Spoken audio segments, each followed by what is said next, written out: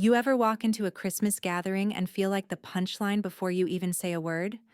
My brother thought he was hilarious, calling me out in front of everyone because I showed up single. But what he didn't know was that the second he laughed, my phone buzzed with something that was about to change everything. And trust me, by the time I walked out of that house, nobody was laughing anymore. My name is Sierra. I'm 31 years old. And this is how I turned their betrayal into my blueprint for power. Before we continue, please subscribe to the channel and let us know where you're listening from in the comments. The first thing I noticed when I stepped into my brother's house that Christmas wasn't the warmth of the fireplace. It was the way the air changed, thick, electric, like somebody had flipped a switch the second I crossed the doorway. Every head turned just a little too quickly, every smile stretched a little too wide. You can feel judgment before you hear it, like a draft sneaking under the door. The living room glittered in that staged for Instagram way my sister-in-law loved. Matching stockings, candles that smelled like sugar cookies, a tree so symmetrical it looked rented. The only imperfect thing was a tiny fingerprint on one glass ornament, a smudge my niece had left.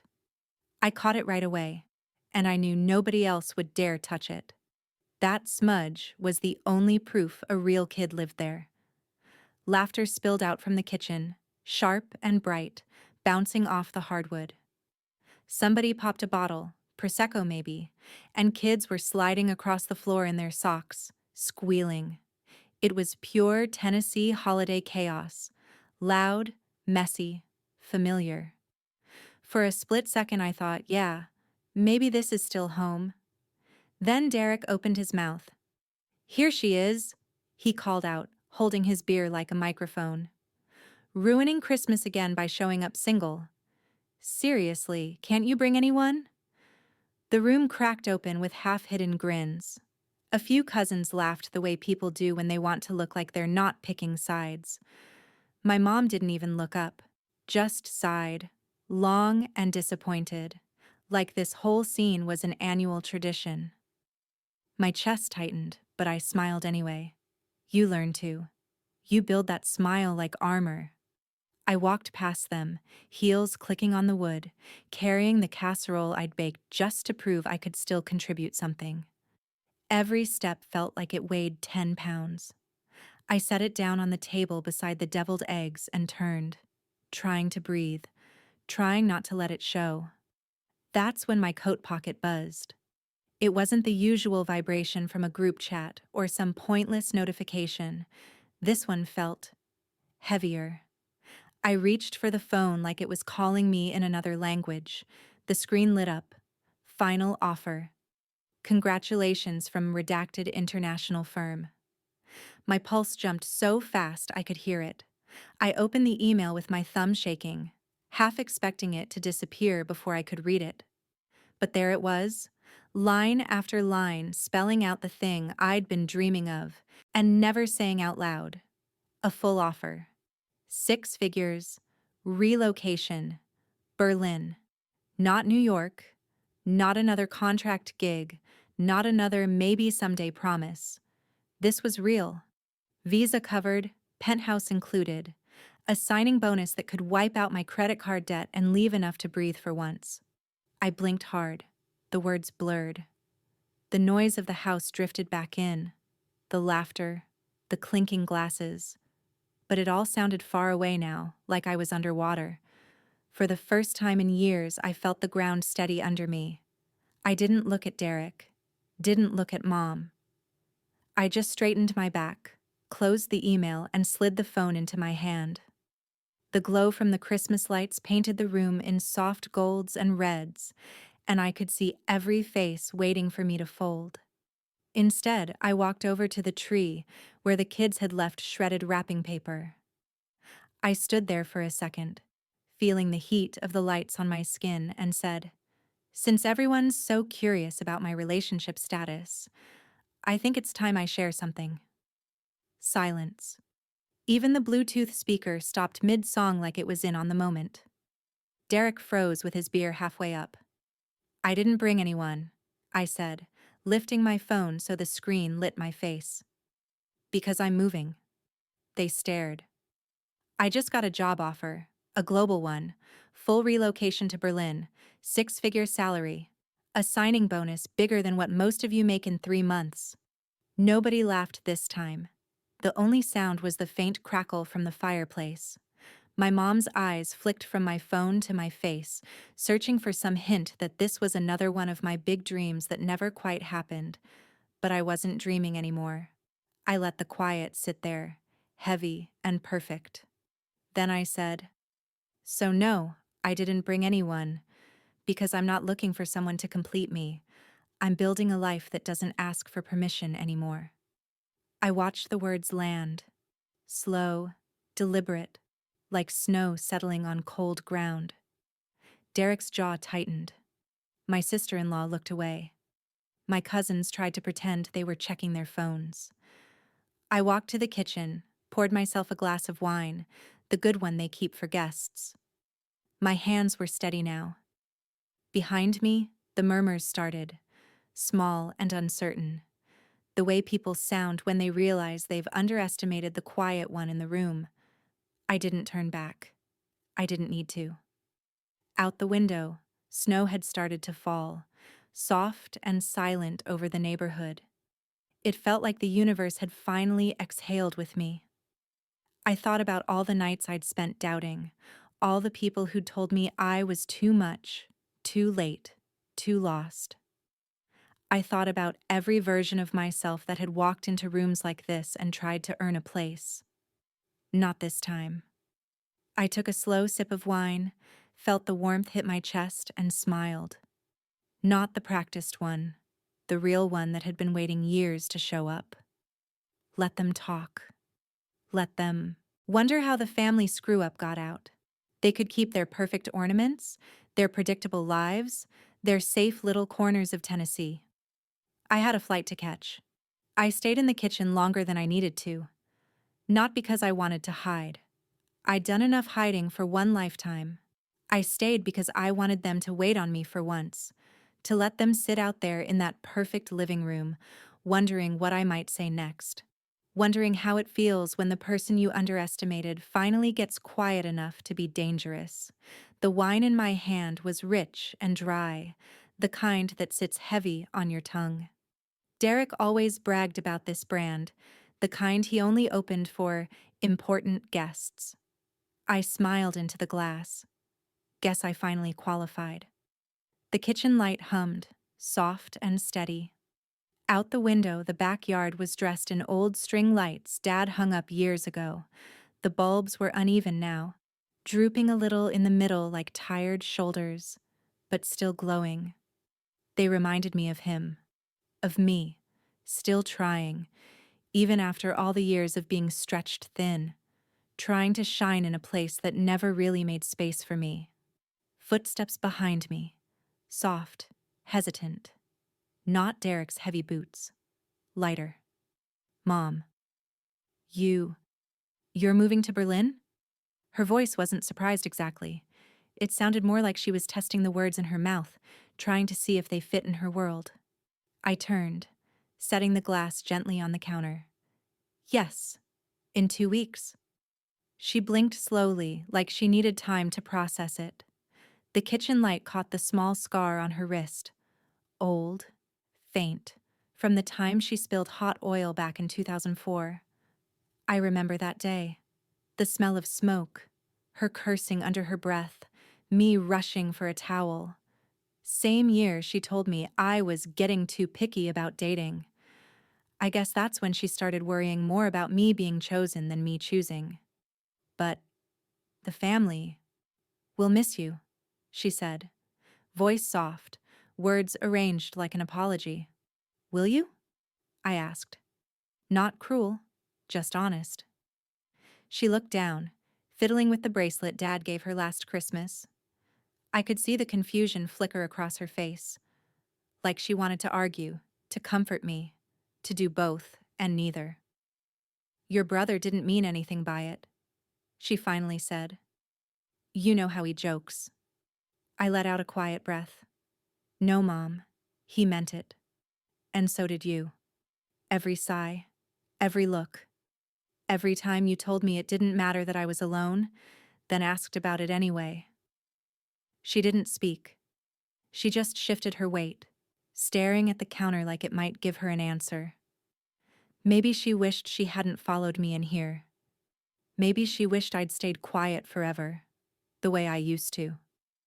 I've built something, I said, all on my own, without leaning on anyone. And I'm proud of that, even if no one here ever was. Her lips parted, but nothing came out. She just stepped forward, laid a hand on my shoulder. The touch was soft, too soft. It used to mean comfort.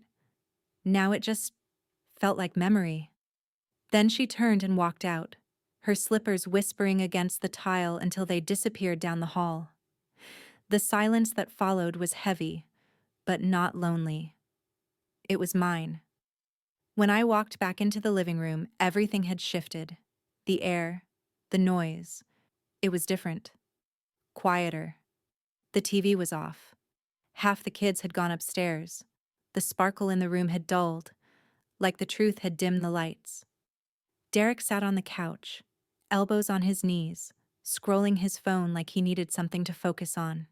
His face was tight, defensive. Maybe he was waiting for me to apologize, maybe for a reason to feel right again. He got neither. He didn't even look up when I passed by. But I stopped anyway. Funny how the room changes when the punchline stops laughing with you. That hit him. His back stiffened. He still didn't look up, but I saw his jaw tighten. Chelsea jumped in before he could say anything. You applied behind everyone's back? Her tone was sharp, defensive, like my success had somehow stolen something from her. No, I said evenly. I applied with no one's help. There's a difference. Her face twitched. Her mascara had smudged slightly from the heat in the room, and I could see the crack in her confidence. You think you're better than us now? I almost smiled.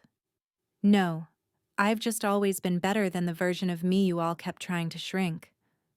No one spoke after that. Even Aunt Marie, who could find something to say at a funeral, kept quiet. The whole room just sat there, heavy with the sound of realization. I walked over to the old recliner, the one Dad used to sink into every night before his heart gave out. The fabric was worn, the arms frayed. I ran my fingers over it, remembering the faint smell of his aftershave, the warmth of his laugh. I won't be here next Christmas, I said finally. My voice was steady.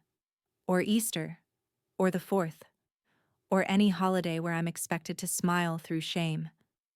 Derek finally looked up. So that's it? You just disappear now? I met his eyes.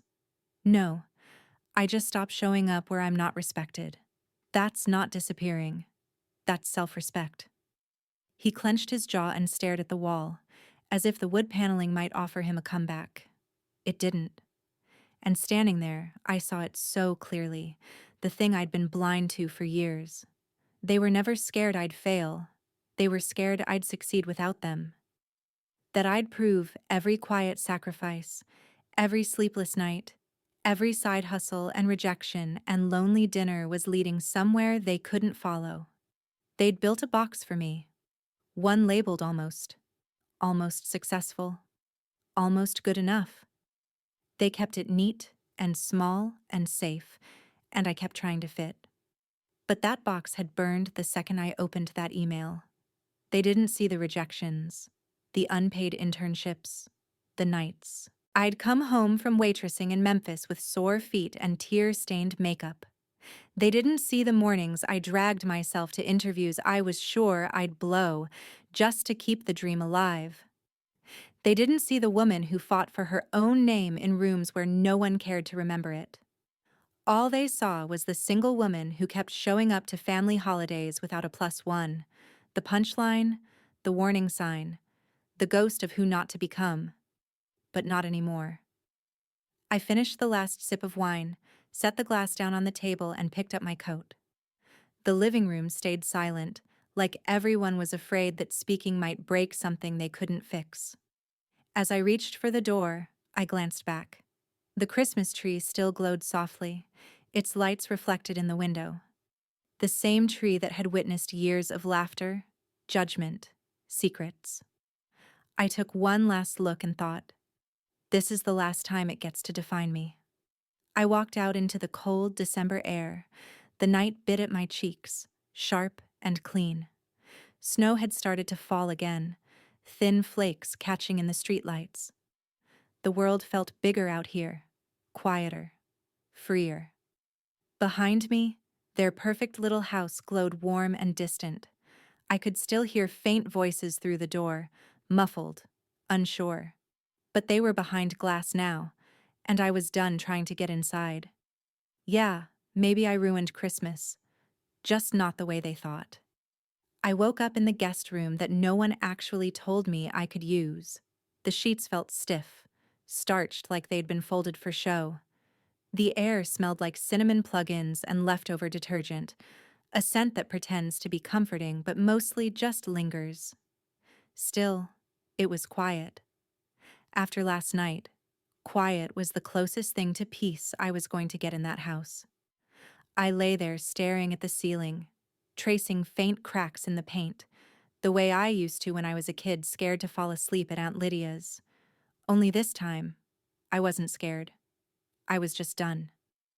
My phone sat on the nightstand, the email still open like a secret only the universe and I knew. The job offer. The yes I'd been begging the world to give me. Proof that all the noise I'd pushed through wasn't for nothing. It was early, 7:52. Too early for confrontation, but late enough that I could already imagine the whispers drifting through the floorboards. Mom saying I'd blindsided everyone. Chelsea talking about family transparency. Derek spinning the whole thing like I was ungrateful. I could see it like a movie I'd already watched too many times. I sat up, let my feet find the cold floor. That shock of chill grounded me, reminded me who I'd had to be to get here. Because last night wasn't the start of anything, it was just the reveal. The real beginning had happened years ago, in that tiny one-bedroom outside Nashville with paper-thin walls and a heater that clicked more than it worked. I was unemployed. My savings were gasping for air. $200 to my name and a shelf full of rejection emails. Sitting on the floor in torn pajama pants, eating mac and cheese that came from the off-brand box, applying for jobs I was overqualified for and still getting ignored. No one called. No one checked in. Derek didn't. Mom sent me a church pantry link. Chelsea posted on Facebook about people who just don't want to work. I remember scrolling past it, laughing so I wouldn't cry, but I saw myself, even when they didn't. Barely.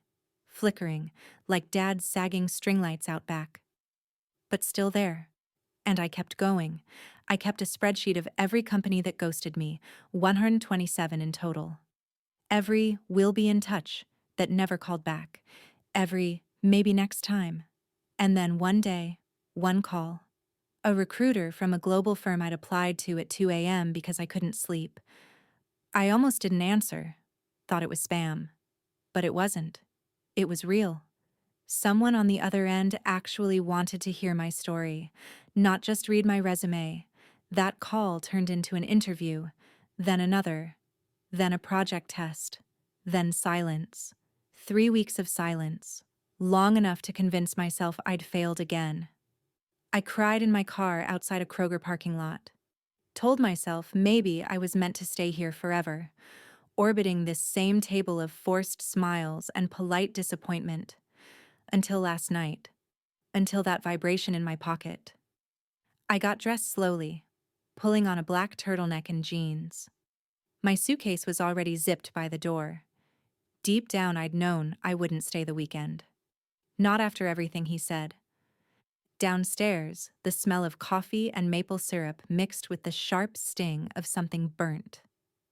Aunt Marie was at the stove flipping pancakes, red lipstick already smudged, humming off key to the radio. "Morning, baby," she said, glancing over her shoulder. You sleep all right? As well as I could, I said, voice thin. She nodded, handed me a plate. Pancakes don't solve problems, she said, but they make 'em quieter. I smiled, sat at the island, let the plate warm my hands. For a second, I almost forgot the tension crawling through the house. Then Derek walked in. He looked wrecked. Hair messy, shirt wrinkled, the kind of face you get when you sleep angry. So, Berlin, huh? Yep, I said without looking up. That's wild. He tried to laugh, but it came out flat. Look, I didn't mean anything last night. You know I was just messing around. Were you? I asked. Finally met his eyes. No smile, just steady truth. You've been messing around since I was 22, I said. Every Christmas, every family dinner. You made my life your punchline. He swallowed hard, looked away. The thing is, I said, you joke from comfort. I fight from survival. So no, we're not playing the same game. Aunt Marie didn't look up from her skillet when she said, sometimes the one who stays quiet the longest is the one carrying the heaviest truth. The sound of the spatula against the pan was the only thing moving in the room. Derek stood there for a second longer, then set his mug down and walked out. Didn't finish his coffee. Didn't say goodbye. That was enough. It wasn't revenge I wanted. It was recognition. For him to finally feel what it's like to be made small in front of people who pretend it's all love. He got a taste of that. And truthfully, that was all I ever needed. Because the truth, when it's finally spoken out loud, doesn't need to scream. It just needs to stand. And I was finally standing. I left before noon. No grand exit. No slammed doors. No waiting for anyone to notice. I just packed my things, zipped up the suitcase, carried it down the steps, and loaded it quietly into the trunk. The air was cold, sharp enough to sting my cheeks. The kind of winter morning that wakes you up whether you're ready or not. I stood there for a second, my breath hanging in front of me, looking at that house, the one that never really felt like mine. Laughter drifted out through the windows. Familiar, practiced, the same rhythm every holiday. But none of it was mine. I'd been part of that noise for years without ever belonging to it. Every December, I'd walked through that door hoping this time would feel different, hoping someone might ask about my life without making it about the boyfriend I didn't bring, hoping someone would say they were proud of me, not the version of me they wished existed. It never happened. I used to think the hurt came from the jokes, the teasing, the digs wrapped up in just kidding. But standing there in the driveway, suitcase by my side, I finally understood. It wasn't their words that hurt. It was the silence after them, the way no one ever spoke up for me, the way my success had to shout to be noticed while their laughter only needed a whisper. I got in the car, turned the key, and let the heater moan itself awake. Before pulling away, I looked at the house one last time. Not angry, not bitter. Just done. It felt like closing a chapter that should have ended years ago. Halfway down the highway, my phone buzzed. I pulled into a gas station before checking it. An email. HR. The subject line read, "Welcome to Berlin. Flight itinerary. Apartment move-in date. Visa appointment." And a single line at the bottom. "Looking forward to welcoming you, Sierra." I stared at it for a long time. It felt unreal. Not because I didn't think I deserved it, but because I'd been taught my whole life to keep my dreams small. Not to reach too far. Not to believe that a woman without a ring on her finger could still be a success story. But I was. I drove the rest of the way home in silence. No music, no calls. Just the hum of the road and the quiet weight of something finally settling inside me. When I pulled into my apartment lot, I didn't get out right away. I sat there, watching the wind push the last dead leaves across the pavement. I thought about what I'd pack, what I'd leave, what pieces of my old life I'd stop carrying. Then the phone rang. Derek. I let it ring 4 times before answering. Hello? Hey, he said, his voice rough. You home? Yeah. I was thinking about what you said. I waited. You're right, he said. I've been an ass. For years. I thought it was just jokes, but I get it now. You made something out of nothing, and I was jealous. I didn't say anything. He kept talking. It was easier to laugh at you than admit I never left this town. You're doing something none of us ever did. There was a long pause. I just wanted you to know that. Thanks, I said quietly. Mom's a mess, he added. She thinks you're never coming back. I'm not. That hit him. I could hear it. Wow, he said. I'm not mad, I told him. I'm just done. I gave this family everything.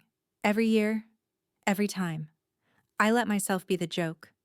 And now I'm walking into a life where I don't have to explain why I'm alone to prove I'm complete.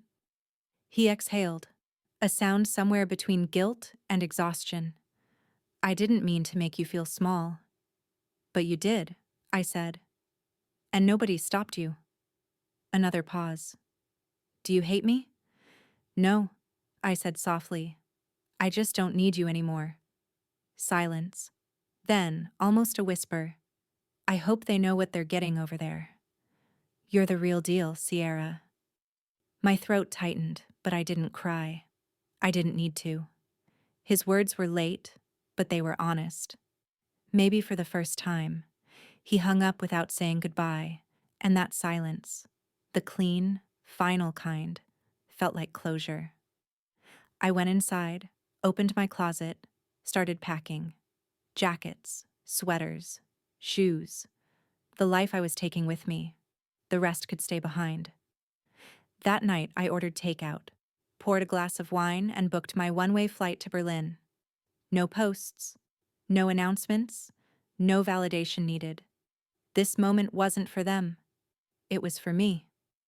And as I leaned back on the couch, laptop closed, city lights flickering outside the window, I didn't feel proud. I felt free. Because sometimes walking away isn't weakness. Sometimes it's the only way you ever get to stand tall. The airport felt like organized chaos. Voices overlapping, wheels rattling over tile, coffee steam cutting through the cold air from the automatic doors. Families herded sleepy kids in candy-stained sweatshirts. Business travelers argued into Bluetooth headsets. Couples clung to each other like the world might split if they let go.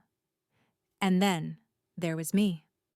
Standing alone near Gate B27 with one suitcase and a passport that hadn't been stamped in almost 10 years. My boarding group was 3, so I sat down and opened my phone one last time. Maybe I was hoping for a text from Mom, a voicemail, anything that said wait. But the screen was quiet. Just one heart emoji from Aunt Marie hours earlier. Somehow, that tiny symbol was enough. She'd seen me, even when no one else did. I looked up at the screen flashing Berlin. It still didn't feel real. I closed my eyes and saw that Christmas table again. The ornaments, the rug, Derek's laugh cutting through the room. Here she is, ruining Christmas again. The memory used to sting. Now it felt distant, like hearing an old song you've finally outgrown. I hadn't ruined anything. I'd just stopped performing for people who mistook control for love. When they called boarding group 3, I stood and rolled my suitcase forward. The agent scanned my ticket and said, "Have a great flight." "I will," I said, and this time, it was true. The plane hummed as we climbed through the clouds, and I watched Tennessee shrink beneath me. The houses, the roads, the stories, they all grew smaller until they were just shapes in the dark. Every mile between me and that town felt like an exhale I'd been holding for years. They used to call me selfish right before taking credit for my effort. They laughed like I was the family joke. But the joke was never on me. I turned every insult into a reason to rise. Somewhere over the Atlantic, I thought about the life waiting for me. The apartment, the projects, the dinners alone that wouldn't feel lonely, the mornings where I'd wake up and not have to prove my worth to anyone. For the first time in a long time, I didn't feel behind. I felt exactly where I was supposed to be.